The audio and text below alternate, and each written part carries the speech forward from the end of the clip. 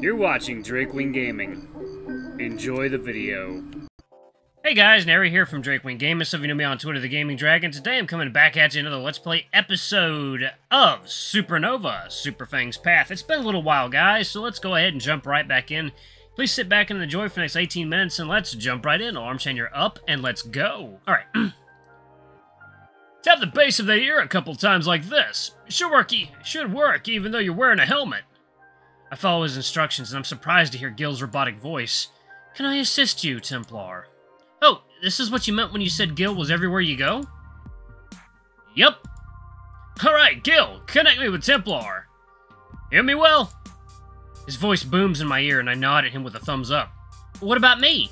He returns the gesture. Excellent! Alright then, give me a moment to get ready before I try this flight thing, alright? Take all the time you need. He stands back, letting me take several calming breaths before I step back to the edge. With my mental command, the helmet forms back in its place. Calm down. After flying all the way up here, this will be a piece of cake. Closing my eyes, I take a step into the void.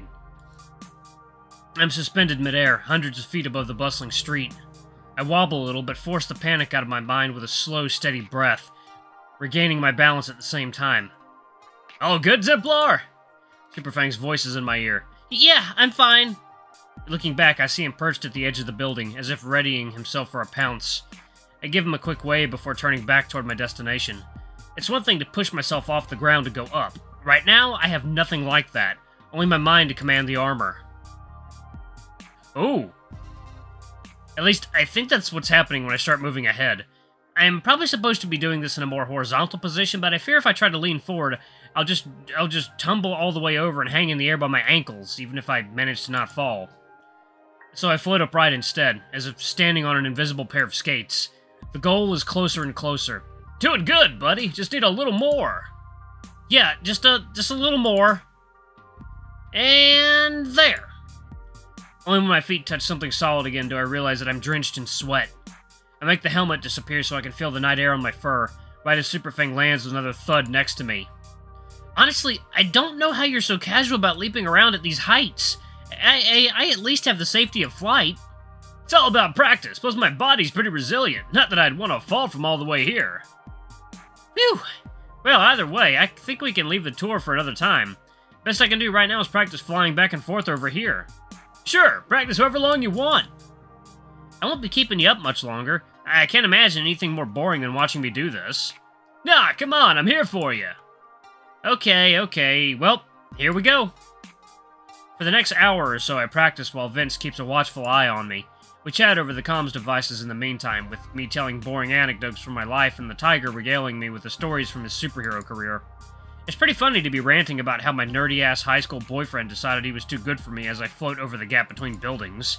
The chatter does distract from my nervousness enough that I do it with more confidence, even slipping into the classic flying pose by the end. Another night like this, and I could indeed be darting around the city. By the time I'm lowering myself back into the alley, what should have been a terrifying process becomes almost fun. Almost. But I manage. Alright, so I'll be off to work earlier tomorrow. I think we should meet up at the HQ, maybe have Gil put a combat training protocol together for us.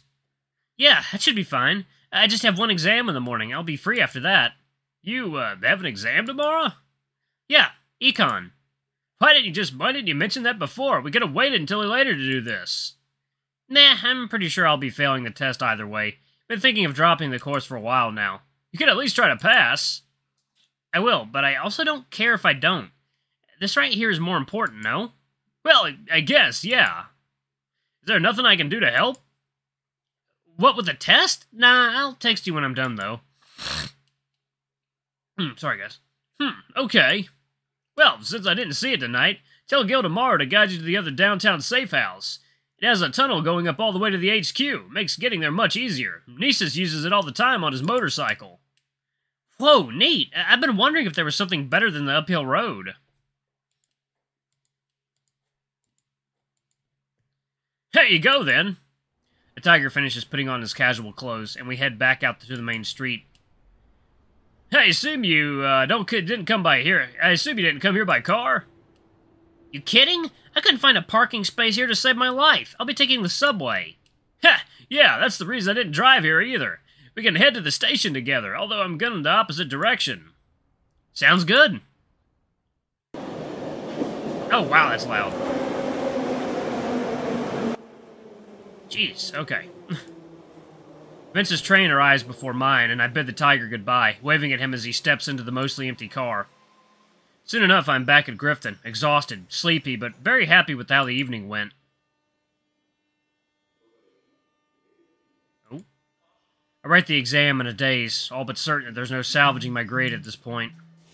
Once the allotted time is over, I head straight to the parking garage for my car, and from there follow Gil's directions to another one in a busy downtown area on Macmillan Avenue.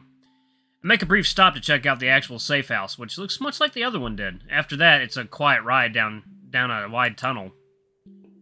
Hey, Gil, something occurred to me just now. Before I figured the Baron might have created you, but was it actually Copycat? I didn't have a singular creator, Templar. You are, however, correct that Copycat was one of them. With the Baron? I'm afraid that is not the case. Her spouse was my primary creator. Cool, she's married to a tech guy, huh? He is no longer alive. Oh, I'm sorry? There's no need to apologize. Never mind. Would it be rude to ask Gil if he's even self-aware? He's never even called himself an artificial intelligence, as far as I can remember. In the end, I decide I'd rather ask one of the Sentinels, or maybe Copycat herself, since Vince wants to introduce us. I just hope she's not like the Baron and doesn't react as negatively to me taking over the mantle of her former superhero teammate. I have enough of that crap between the Rat and Daniel. Not that they don't have good reasons to be upset. The tunnel opens back in the cave I've already seen, and within a couple minutes I'm with Vince in the meeting room. Before we get to any sort of training, however, he gives me a quick tour of the base. We go through 3 levels, with the bottom one housing some critical functions in the cave that I just arrived in. The second level has several training rooms, and since we'll be there later anyway, we skip it for now. The topmost part has stuff I'm already well familiar with. Apart from that, there's an elevator that leads to the surface, which is hidden in a hollow of a tree, a room for data processing, and a simple lab, which I'm guessing was in use more when Copycat was still around. Vince doesn't bother showing me his room again. He shows me Templar's, my quarters, too.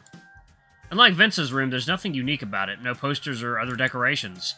It has a few pieces of furniture and nothing else of interest. I'm guessing Gil cleaned it out sometime in the last few days. Apart from the lack of windows, it could pass as a generic bedroom in any house or apartment. Vince must sense that I'm not comfortable being here, and he doesn't linger for long. Instead, we at last head down to the second level, where Vince shows me a bunch of similar white rooms, all dedicated to whatever training the team may need. Did you get all your training here? Well, when I first discovered I had powers, I signed up for some boxing lessons at my university. Maybe I should do something like that too. I think I saw a flyer at the gym the other day. You could, but you don't need to. Here will be more than enough for you. And I have a good teacher too. Yes, you're right. Vince scratches the back of his head, smiling at me. Either way, for me so far, it's been all about hitting hard and ending things quickly. Or rather, hard enough, but not too hard. We gotta be careful with these things.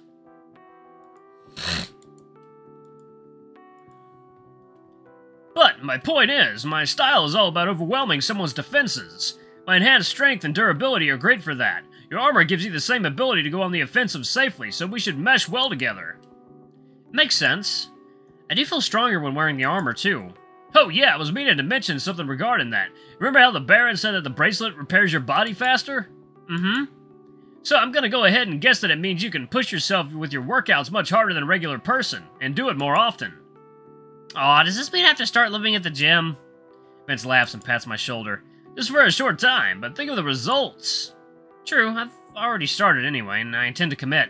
Plus, I suspect the increase in strength when I wear the armor is proportional, so it's all the more important. That's the spirit! I glance at the bracelet, at the warrior's image etched into its surface. That's what I need to become. Want to get started, then? What do you have in mind? Ed Gil put a regimen together for us. Nothing major. Let's ease into it. You can summon the armor and mace, but leave the helmet off, for now. Zoop! I start with the armor. Despite my intent, however, it forms in full, and I have to make the helmet disappear afterwards. Oh, I haven't tried the mace out yet, by the way, so it might take me a moment. No problem. Alright. I open the palm of my left hand, close my eyes, and concentrate like I do when summoning the armor. I feel the weight of the handle form before I even look. When I open my eyes, however, I see that it's a bit longer than I expected, and attached to the end, there's the head of a hammer. Oh! Vince is staring at it with the same confusion I'm feeling. The handle is the same reddish metal the bracelet is made of, with overlapping spiral designs running along its length, while the head seems to be made of iron.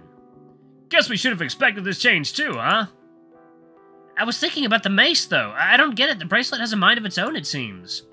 No worries. A warhammer is cool too. Packs more punch, for sure.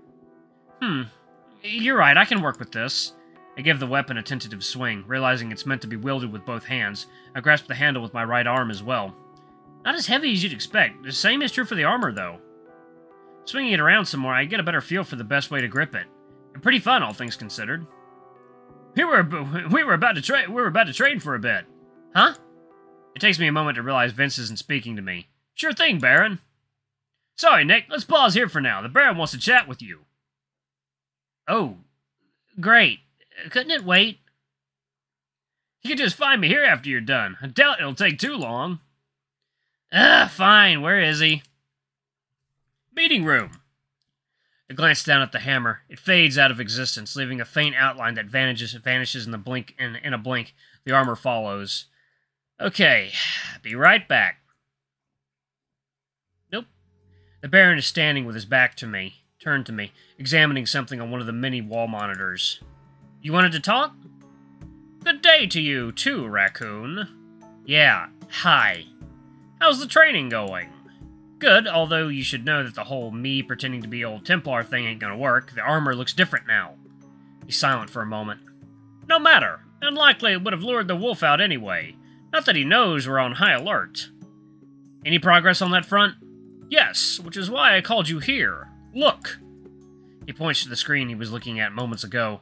It's showing a low-resolution video recording of some kind. The view is of a street I'm not familiar with. The Baron taps something toward the top right corner, and I realize it's a dark speck with a distinct green outline. Is that? You tell me. I gulp and look closer. Yeah, I think so. I see. Where? Near the docks a week ago, about 15 minutes before you saw him. Probably already fighting, right? Most likely. That's pretty far from Magnolia Hills. Do you think Templar just stumbled upon him in the middle of some crime and it escalated from there? Did it look like a fight over a petty crime to you? No, maybe not. Think about it, Raccoon. We're well known. Most criminals just run when they see us. The stupid ones try to take us out, sure, but even those know not to push it to the point we are forced to choose between our lives and theirs. This wolf had no such reservations, which means he was after something. Templar's life, most likely. A chill runs down my spine. Why? That's what I'd love to find out. Could it be the bracelet? Could be, but I have my doubts. Gil is scouring through more security footage from that day. Maybe there will be more leads. What's our next move? I'm part of the team. Yes. The best thing you can do right now is follow the champ's lead, learn to use the armor, and stay out of trouble until you're ready. Okay. Right, I'll get back to Fang. He doesn't respond, turning back to the screens again, and I leave the meeting room in silence. Back in the training room, I gloss over my discussion with the Baron, trusting that the rat will update Vince on the situation himself. I doubt anything productive would come out of our discussion here, and I'd rather not ruin the mood of at least one of us. Vince runs me through several lightweight combat routines while pretending to be an opponent. I think he might be sensing that my heart's not in it anymore, however, and we break it a bit early. On the way out, we run into Nisus. The fox is wearing his hood this time, looking distracted as the two of us greet him. Hey, Nisus. Hi. We just got finished with Nick's first combat training. How did that go? Pretty good, I'd say. It looks like I'm not hopeless. You did great. Only because I have you two. Take this seriously, Nick. I am. Right. Fox narrows his eyes at me, looking annoyed. I exchange confused looks with Vince. Is something wrong? No, nothing. Carry on. I have some business to take care of. Nisus disappears down the hallway, leaving me scratching my head. What was that about? I'm not sure. I'll talk to him later. No, don't. I'll do that when he's free. I'll do that when he's free. Sure. Anyway, so you're all done with exams, right? Yep, but I don't want to mess with your work schedule or anything. Shouldn't be a problem. Let's do another training here tomorrow, then have a night out in the city on Saturday. How does that sound? Sounds great. You need a ride to the city? No, you go ahead. I'll see you tomorrow. See you, Vince. See ya. What do we got? Figuring that I should keep myself fresh for the training, I skip gym and go for a light jog. Lucas greets me in the common room when I get back. Hey, just got off the phone with Mom. Everything alright? Yeah, she just wants me to go home after the break. Go home for the break. Cool. Flying out soon? Haven't made up my mind yet. I'll decide by tonight. Ah, shoot, that reminds me. My mom had invited us both over this weekend. And you didn't mention me? You didn't think to mention this until now? Whatever, I don't have time for it anyway. I'll reschedule with her. How come? Remember that internship I mentioned? I want to do some prep for the interview. When is it? Next Monday. Huh, okay. Is that why you're not doing the tabletop thing with the others? Yeah. What about the party at James's? Didn't know there was one. Yeah, Wednesday night. Doubt it'll be a lot of people. Doubt it'll be a lot of people with the break and all, but I think Jess is going.